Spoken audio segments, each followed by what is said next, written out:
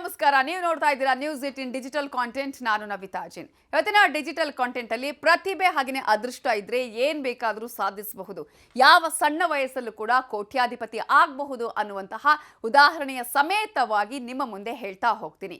ಈ ಬಾರಿಯ IPL ಹರಾಜು ಪ್ರಕ್ರಿಯೆ ಅಚ್ಚರಿಗಳಲ್ಲಿ ಕೂಡ ಒಂದು ಮಾತ್ರ ಅಲ್ಲ, ದಾಖಲೆ ಕೂಡ ಆಗಿದೆ. 13 ವರ್ಷದ ಬಾಲಕ 1.1 ಕೋಟಿ ರೂಪಾಯಿಗೆ ಬಿಕಾರಿಯಾಗಿದ್ದಾನೆ.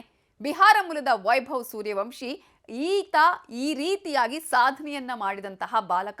ಪ್ರತಿಭೆ ಜೊತೆಗೆ ಅದೃಷ್ಟ ಆತನ ಕೈ ಹಿಡಿದಿದೆ. ಈಗಾಗಲೇ ನಿಮಗೆ ಗೊತ್ತಿದೆ, 13 ವರ್ಷ ಅಂತ ಹೇಳಿದ್ರೆ ಮಕ್ಕಳು ಕೈಯಲ್ಲಿ ಬ್ಯಾಟ್ ಹಿಡಿಯುವಂತಹ ಸಮಯ. ಆದರೆ ಈತ ಈ ಹೊತ್ತಿಗಾಗಲೇ IPL ಫ್ರಾಂಚೈಸಿ ಒಳಗೆ ಜಾಗ ಮಾಡಿಕೊಂಡಿದ್ದಾನೆ.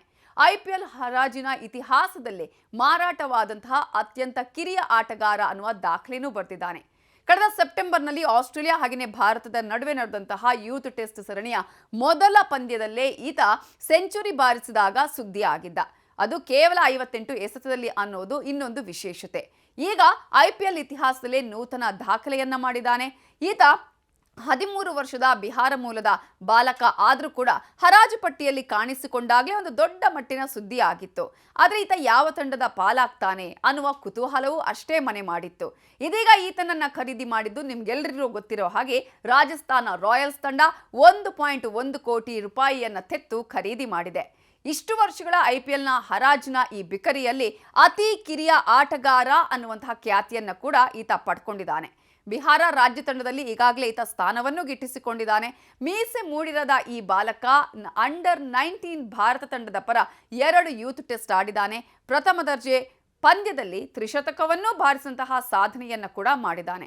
ಜೊತೆಗೆ IPL ಹರಾಜು ಪ್ರಕ್ರಿಯೆಯಲ್ಲಿ ದಿಲ್ಲಿ ಕ್ಯಾಪಿಟಲ್ಸ್ ಜೊತೆಗಿನ ಪೈಪೋಟಿಗೆ ಬಿದ್ದು ರಾಜಸ್ಥಾನ ತಂಡ ಈತವನ್ನ ದೊಡ್ಡ ಮೊತ್ತಕ್ಕೆ ಖರೀದಿ ಮಾಡಿದೆ. ಈ ಒಂದು ಖರೀದಿಗೂ ಮುನ್ನ ನಾಗ್ಪುರದಲ್ಲಿ ರಾಜಸ್ಥಾನ ನಡೆಸಿದಂತಹ ಟ್ರಯಲ್ಸ್ ಅಲ್ಲಿ ಸೂರ್ಯವಂಶಿ ಭಾಗವಹಿಸಿದ್ದ.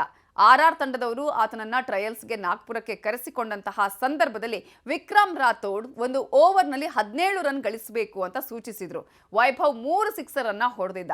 ಸೊ ಟ್ರಯಲ್ಸ್ ಅಲ್ಲಿ 8 ಸಿಕ್ಸರ್ಗಳು ಮತ್ತು 4 ಬೌಂಡ್ರಿಗಳನ್ನ ಗಳಿಸಿದಂತಹ ಈತನ ಮೂಲ ಬೆಲೆ ಇದ್ದಿದ್ದು 30 ಲಕ್ಷ.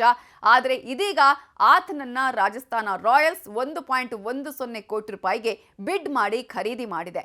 ಸೊ ಸೂರ್ಯವಂಶಿಯನ್ನ ಖರೀದಿ ಮಾಡೋದಕ್ಕೆ ಯಾವ ರೀತಿಯಾಗಿ ಪೈಪೋಟಿ ಇತ್ತು, ಯಾವ ರೀತಿಯಾಗಿ ಆತ ಅಂತಿಮವಾಗಿ ಆಯ್ಕೆ ಆದ ಅನ್ನೋದು ನಿಮ್ಗೆಲ್ರಿಗೂ ಕೂಡ ಈಗಾಗಲೇ ಗೊತ್ತಾಗಿದೆ. ಸೊ ಈತನನ್ನ ರಾಹುಲ್ ದ್ರಾವಿಡ್ ಅಂದ್ರೆ ಈಗಾಗಲೇ ರಾಜಸ್ಥಾನ ರಾಯಲ್ಸ್ ತಂಡದ ಮುಖ್ಯ ತರಬೇತುದಾರರಾಗಿರುವ ರಾಜಸ್ಥಾನ ರಾಯಲ್ಸ್ಗೆ ಹಿಂತಿರುಗಿರುವಂತಹ ರಾಹುಲ್ ದ್ರಾವಿಡ್ ಖರೀದಿ ಮಾಡೋದಕ್ಕೆ ಆಸಕ್ತಿಯನ್ನ ತೋರಿದ್ರಿಂದ ರಾಜಸ್ಥಾನ ರಾಯಲ್ಸ್ ತಂಡ ಈತನನ್ನ ಅತ್ಯಂತ ದುಬಾರಿ ಹಣವನ್ನ ಕೊಟ್ಟು ಖರೀದಿ ಮಾಡಿದೆ. ಇನ್ನು ಜನವರಿ 2024ರಲ್ಲಿ 12 ವರ್ಷ 284 ದಿನಗಳ ವಯಸ್ಸಲ್ಲೇ ಈತ ಫಸ್ಟ್ ಗ್ರೇಡ್ ಮ್ಯಾಚ್ಗೆ ಪದಾರ್ಪಣೆಯನ್ನ ಮಾಡಿದ. ಹಾಗೆಯೇ ಈತ ಅತ್ಯಂತ ಕಿರಿಯ ವಯಸ್ಸಿನ ಭಾರತೀಯ ಆಟಗಾರನಲ್ಲಿ 4ನೇ ಕಿರಿಯ ಭಾರತೀಯ ಕ್ರಿಕೆಟಿಗನಾಗಿದ್ದಾನೆ. ಸೊ ಇದರ ಜೊತೆಗೆ ಇದನ್ನೇ ಸೂರ್ಯವಂಶಿ ಯಾರು, ಎಲ್ಲಿ ಅವನು ಅಂತ ಗಮನಿಸ್ತಾ ಹೋಗೋದಾದ್ರೆ 2011ರ ಮಾರ್ಚ್ 27ರಂದು ಈತ ಬಿಹಾರದಲ್ಲಿ ಜನಿಸ್ತಾನೆ. ತನ್ನ 4ನೇ ವಯಸ್ಸಿಗೆ ಕ್ರಿಕೆಟ್ ಪ್ರತಿಭೆಯನ್ನ ತೋರಿಸೋದಕ್ಕೆ ಈತ ಆರಂಭ ಮಾಡಿದಾಗ ಆತನ ತಂದೆ ಸಂಜೀವ್ ಅವರು ಈತನ ಕ್ರಿಕೆಟ್ ಉತ್ಸಾಹವನ್ನ ಗಮನಿಸಿ ಮನೆಯ ಬಳಿಯೇ ಸಣ್ಣದಾಗಿ ಒಂದು ಆಟದ ಮೈದಾನವನ್ನ ಕೂಡ ರೀತಿಯಾಗಿ ಸಿದ್ಧಪಡಿಸ್ತಾರೆ, ಅಂದ್ರೆ ಒಂದು ಸ್ಥಳವನ್ನ ಸಿದ್ಧಪಡಿಸ್ತಾರೆ. ಇಲ್ಲಿಂದ ಈತನ ಕ್ರಿಕೆಟ್ ಕರಿಯರ್ ಆರಂಭ ಆಗುತ್ತೆ. 9ನೇ ವಯಸ್ಸಿಗೆ ವೈಭವ್ ಅವರ ತಂದೆ ಸಮೀಪದ ಸಮಸ್ತಿಪುರದ ಕ್ರಿಕೆಟ್ ಅಕಾಡೆಮಿಗೆ ಜಾಯಿನ್ ಮಾಡ್ತಾರೆ.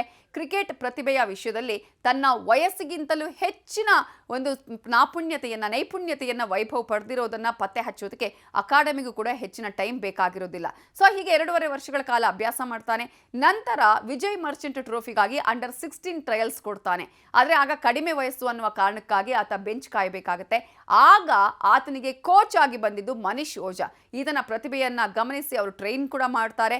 ಇಂತಹ ಸಂದರ್ಭದಲ್ಲಿ ಸೂರ್ಯವಂಶಿ ಅತ್ಯಂತ ವೇಗವಾಗಿ ಸಿಕ್ಕಂತಹ ಅವಕಾಶವನ್ನ ಉಪಯೋಗಿಸಿಕೊಂಡು ಈಗ IPL ವರೆಗೂ ಕೂಡ ಬಂದಿದ್ದಾನೆ.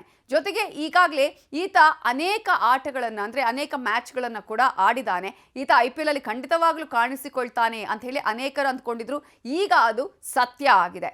ಇನ್ನು ವೈಭವ್ 2024ರ ಜನವರಿಯಲ್ಲಿ 12 ವರ್ಷದ 284 ವಯಸ್ಸಲ್ಲಿ ಆಗಲೇ ಹೇಳಿದ ಹಾಗೆ ಯಾವ ರೀತಿಯಾಗಿ ಪದಾರ್ಪಣೆಯನ್ನ ಮಾಡೋದು, ಅಲ್ಲಿಂದ ಇಲ್ಲಿವರೆಗೂ ಕೂಡ ಆತನ ಈ ಒಂದು ಆಟ ಮುಂದುವರಿತಾನೇ ಇದೆ. ಪ್ರಮುಖವಾಗಿ ಈಗ ಇರುವಂಥದ್ದು ಆತನ ವಯಸ್ಸಿನ ಬಗ್ಗೆ ಒಂದಷ್ಟು ವಿವಾದಗಳು ಕೂಡ ಎದ್ದಿದೆ. ಈತ 13 ವರ್ಷ ಅಲ್ಲ 16 ವರ್ಷ ಅನ್ನುವಂತಹ ವಿವಾದಗಳು ಕೂಡ ಈತನ ವಿರುದ್ಧ ಇರುವಂತಹ ಹಿನ್ನೆಲೆಯಲ್ಲಿ ಆತನ ತಂದೆ ಸಂಜೀವ್ ಅವರು ಇದಕ್ಕೆ ಒಂದು ಸ್ಪಷ್ಟೀಕರಣವನ್ನು ಕೂಡ ಕೊಟ್ಟಿದ್ದಾರೆ. ಅದು ಏನು ಅಂತ ಹೇಳಿದ್ರೆ ಆತನ ವಯಸ್ಸು ಈಗ 13 ವರ್ಷವೇ ಅನ್ನುವಂತಹ ವಿಚಾರವನ್ನ ಹೇಳಿದ್ದಾರೆ. ಕಾರಣ ಈಗಾಗಲೇ ನಾವು ವೈಭವ್ 8 ವರ್ಷದವನಿದ್ದಾಗ BCCI ಮೂಳೆ ಪರೀಕ್ಷೆ ಮಾಡಿತ್ತು, ಮತ್ತೊಮ್ಮೆ ಪರೀಕ್ಷೆಗೆ ಹಾಜರಾಗೋದಕ್ಕೂ ಕೂಡ ಸಿದ್ಧ ಅನ್ನುವಂತಹ ವಿಚಾರವನ್ನ ಹೇಳಿದ್ದಾರೆ. ಹಾಗಾಗಿ ಈಗ ಆತನ ವಯಸ್ಸಿನ ಬಗ್ಗೆ ಏನು ವಿವಾದ ಇದೆಯಲ್ಲ ಆ ಒಂದು ವಿವಾದಕ್ಕೆ ಸಂಬಂಧಪಟ್ಟ ಹಾಗೆ ಸ್ಪಷ್ಟನೆಯನ್ನ ಕೊಟ್ಟಿದ್ದಾರೆ. ಯಾವುದೇ ಕಾರಣಕ್ಕೂ ಆತನಿಗೆ 16 ವರ್ಷ ಆಗಿಲ್ಲ ಅನ್ನುವ ವಿಚಾರವನ್ನು ಕೂಡ ಸ್ಪಷ್ಟಪಡಿಸಿದ್ದಾರೆ. ಈ ಮೂಲಕ ಒಂದು IPL ನ ಇತಿಹಾಸದಲ್ಲಿ ದಾಖಲೆ ಆಗಿದೆ, ಅಚ್ಚರಿಯಾಗಿದೆ. ಪ್ರತಿಭೆ ಹಾಗೆಯೇ ಲಕ್ ಇದ್ರೆ ಏನ್ ಬೇಕಾದರೂ ಸಾಧಿಸಬಹುದು, ವಯಸ್ಸಿನ ಮಿತಿ ಇಲ್ಲದೆ ಅನ್ನೋದಕ್ಕೆ ವೈಭವ್ ಸೂರ್ಯವಂಶಿಯೇ ನೇರ ಉದಾಹರಣೆ. ಇದು ಇವತ್ತಿನ News 18 digital content. Thank you.